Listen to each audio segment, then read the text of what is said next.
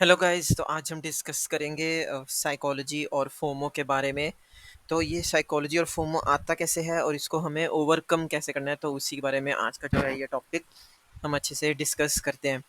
क्योंकि बहुत सारे लोग जो हैं जो न्यू न्यू ट्रेडर्स अभी आ रहे हैं, तो सब मोस्टली जो लॉस है वो साइकोलॉजी और फोमो की वजह से ही होता है।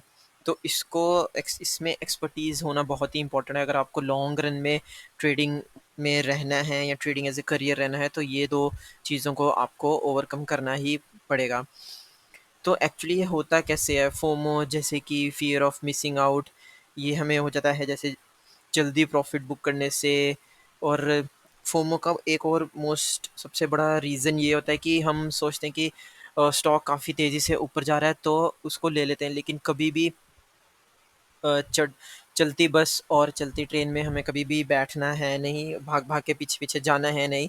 तो उससे हमें मिलता कुछ नहीं है, बल्कि हमें और नुकसान होने के चांसेस ज़्यादा होते हैं। तो उसी तरह से स्टॉक में भी ऐसा ही होता है कि अगर आप देख रहे हो अचानक से आपको कोई बोल देता है कि ये स्टॉक बहुत अच्छा चल रहा है, तो आप देखते हो कि इस स्टॉक में काफ़ी तेज़ी आ रही है, रोज़ सर्किट लग रहे हैं 5-5% के, तो आप सोचते हो कि इस स्टॉक में हमें बन जाना चाहिए, बिना जाने कि ना ही आपने उसका फंडामेंटल देखा है, ना ही आपने उसका टेक्निकल देखा है, बस किसी के बोलने पे आप ले लेते हो। फिर उन स्टॉक्स में से निकलना भी काफ़ी मुश्किल हो जाता है। ऐसा 1-2 बार लक आपका चल सकता है, बट एवरी टाइम ऐसा 100% नहीं होता है। तो इसको ओवरकम करने के लिए सबसे आसान तरीका जो है ना, वो ये है कि अगर आपके पास प्लान है, आपके पास सेटअप है, तो आप इसको ओवरकम ईज़िली कर सकते हो। तो सपोज़ आपको दिख रहा है कि हाँ भाई, स्टॉक तो बहुत तेज़ी से जा रहा है, लेकिन आपने एनालिसिस किसी और स्टॉक का किया हुआ है, तो आप उसी पे ही स्टिक रहो। आप जो स्टॉक काफ़ी भाग रहा है उस पे मत जाओ, क्योंकि आप पे उसका एनालिसिस नहीं है। लेकिन जिसमें आपने एनालिसिस किया है, उस स्टॉक में जब आप एंट्री लोगे ना, तब आपको ज़्यादा कॉन्फिडेंस रहेगा। आपको आपके अंदर थोड़ा-सा ये कॉन्फिडेंस लेवल ज़्यादा आएगा और आपको बिल्कुल भी डर नहीं लगेगा। फोमो का मेन रीज़न डर ही होता है कि हमें डर लगा रहता है कि हमारा हमसे कुछ मिस ना हो जाए। तो जब आप एनालिसिस करोगे, तो आपको इस चीज़ का बिल्कुल भी जो है वो डर नहीं लगेगा। और सबसे अच्छी चीज़ जो इंट्राडे में ट्रेड करते हैं, तो अ, उसमें भी आप प्लान करके रखो कि आपने कौन-कौन से स्टॉक पे एनालिसिस किया है 1 दिन पहले। तो नेक्स्ट डे आप सिर्फ़ और सिर्फ़ उन्हीं स्टॉक्स में काम करो जिनमें आपने एनालिसिस किया, ना कि आप स्टॉक्स बदल दो। तो उससे आपको बिल्कुल भी बेनिफिट नहीं मिलने वाला है। अगर आपने जो स्टॉक एनालिसिस किए हैं उसके अगेंस्ट में आप कोई और स्टॉक में ट्रेड कर रहे हो जिसमें आपने एनालिसिस बिल्कुल भी नहीं किया है। तो गाइस, फोमो एक ऐसी चीज़ है जिसको आपको ओवरकम करना ही होगा। अगर आपको सक्सेस चाहिए, तो बिल्कुल भी मत सोचो कि हमसे क्या मिस हो रहा है, क्या मिस नहीं हो रहा है, क्योंकि बहुत सारे स्टॉक्स हैं, मोर देन 1500 स्टॉक्स हैं। तो आपको आज एक स्टॉक में अगर आपकी एंट्रीज मिस हो रही हैं, तो आपको दूसरे स्टॉक में आपको ज़रूर एंट्री मिलेगी। आपको बस अपने रूल्स और अपने जो आपने डिसाइड किया है उसी पे ही स्टिक रहना है। और अगर आपसे आपके एनालिसिस वाले स्टॉक में भी आपकी एंट्री मिस हो जाती है, तो बहुत बड़ी चांस होता है कि वो रीटेस्ट होने के लिए फिर से आते हैं, तो आप रीटेस्ट में एंट्री ले सकते हो।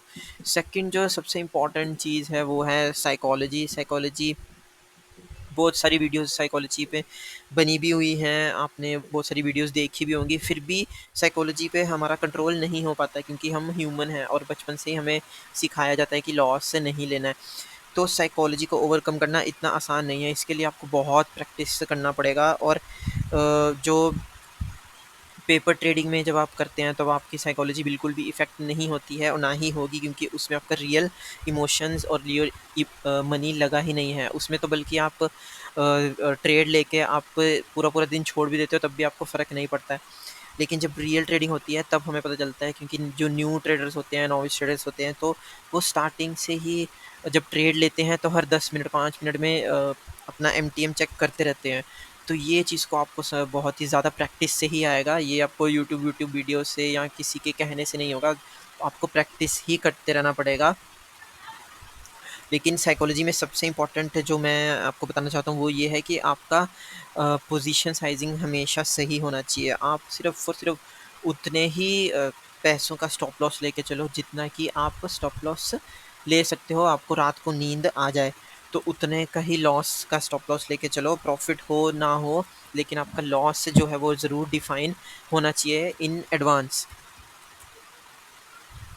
और सबसे अच्छी चीज़ है कि इन चीज़ों को ओवरकम करने के लिए आप एक रूल बनाओ, रूल बुक बनाओ, और उस रूल बुक को आगे जब भी आप ट्रेडिंग सेटअप में अपने बैठो तो आप आपके फ्रंट में वो बुक होना चाहिए, आपको वो दिखते रहना चाहिए कि हाँ, मुझे मेरा रूल नहीं तोड़ना है, चाहे कुछ भी हो जाए। तो उसको आप पढ़ते रहो ताकि आप अपने रूल के साथ हमेशा ही बने रहो। जब आप इन सब चीज़ों को फॉलो करोगे, एटलीस्ट 1 मंथ ट्राई करके देखो, अगर आपको चेंज दिखता है और इस चेंज दिखने से आपको 2 बेनिफिट्स हो जाएँगे। हो सकता है कि आपकी ट्रेडिंग सुधर जाए, और सेकंड ये होगा कि आपकी हैबिट भी बन जाएगी और आप धीरे-धीरे इन सब चीज़ों को आसानी से ओवरकम करने लगोगे।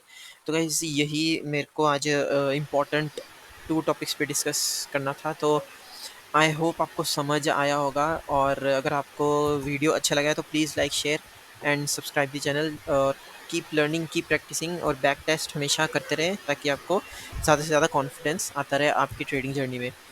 तो गाइस चलिए मिलते हैं नेक्स्ट वीडियो में। Till then take care and bye bye.